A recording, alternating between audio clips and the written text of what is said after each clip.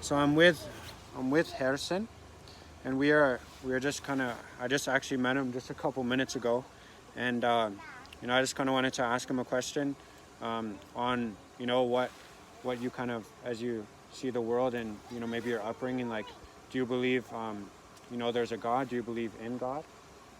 I do believe in a God, but I don't really follow with like religion. Okay. Um, I'm kind of living my own, what do you say, my thoughts on that aspect. Like I do believe in a God, that there's somebody out there looking out for you. Hmm. But I don't take it to the extreme. Like for example, say religious people, they have to follow certain laws and stuff like that, and Okay. like not lying or not killing or not doing drugs or anything like that. Hmm. I'm just kind of living my own life. Okay.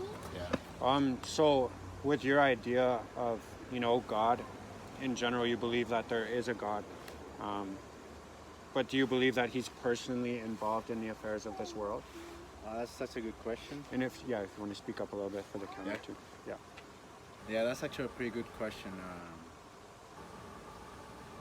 I think, in a way, I believe that in a way, he does control the events in the future. I'm not sure if you should say control, but I know that he believes in the. Sorry, I don't know. Like he created us, Yeah. but left us, to live our own lives, Okay. making our own choices. But he's aware of what's going on. Okay. Everywhere.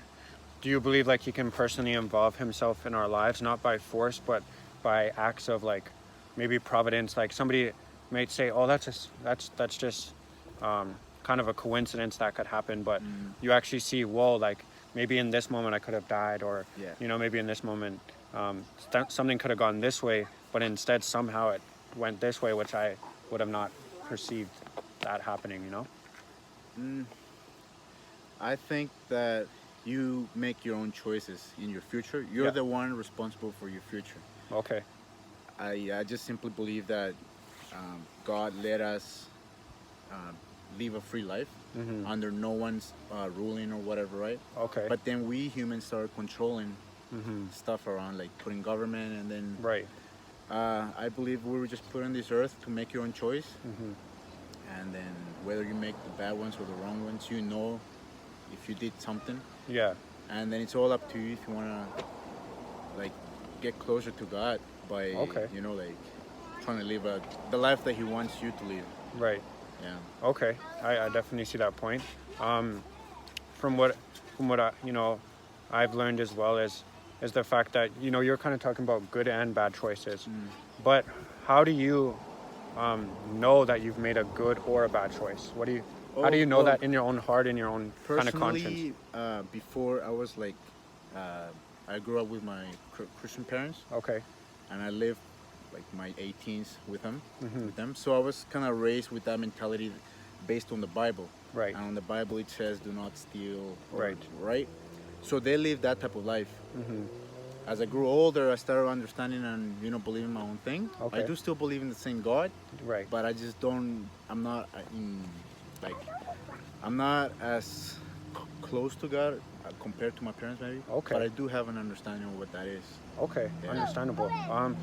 Well, I mean, definitely I see that um, you know that you do still believe that there's a right and wrong, Yeah. and there's still a moral compass that even leads your life, and we all make bad choices, Yeah. and it's not about thinking that we're better than anybody because we may not do this or that, Yeah.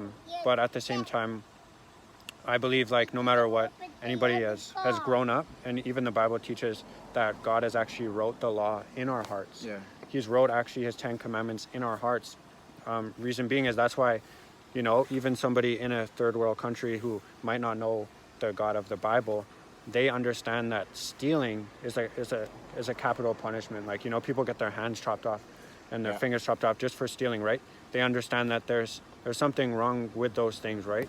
Because God has actually put the law in our hearts, and through the conscience, through the brain that He's given us, the reasoning powers He's given us, we know right from wrong, right? And not everybody's on the same level, but it's not about this person's good and this person's bad, because the Bible says we've all sinned and fallen short of the glory of God, right? Yeah. So no matter what the choices we've made, there is a God who can help us to overcome any temptations, overcome anything that we might be falling to, and he can actually empower us to live a victorious life by his grace, through his power.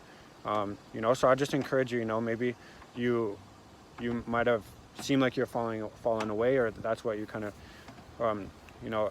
have kind of said a little bit, is that you grew up within the faith there, and you just kind of did your own thing. And even in Isaiah 53 it says every man has turned to his own way. There's so many times in life where I didn't grow up a Christian, right?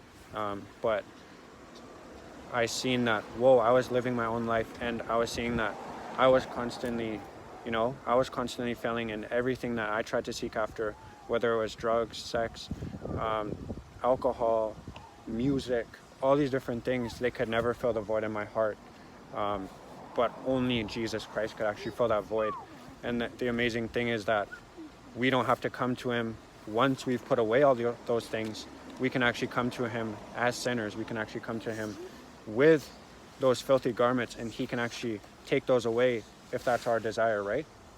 And I pray that maybe now at night might not be your desire to maybe put away some certain things, but I just pray that the Bible says today is the day of salvation, right? And we never know if today might be our last day. People die every day. My wife's aunt just died like last week, right? So people die every day, and it's not to strike fear in our hearts, but God says, I have chosen you. He's actually chosen us from the beginning, because he actually needs us. And that the amazing thing is that so many people feel like they're worthless, that they're cast off, and that everything they've done, all the guilt that they're carrying, is actually they can't actually give it away. They have to repress it with substances or with their own ideas and thoughts. But we can actually cast these things on God. He can help us.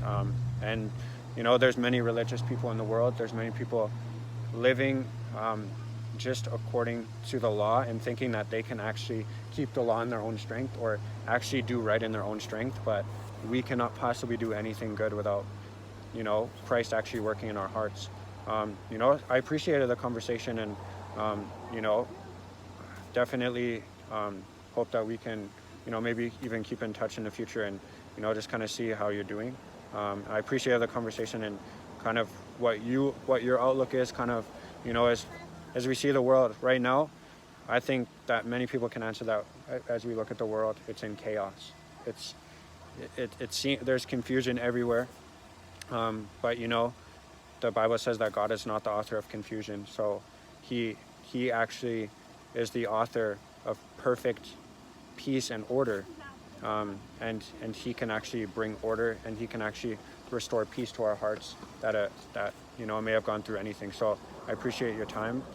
It's been a really good time to be able to conversate with you and just talk about things that maybe that pass through our mind, but usually these conversations don't come up, right?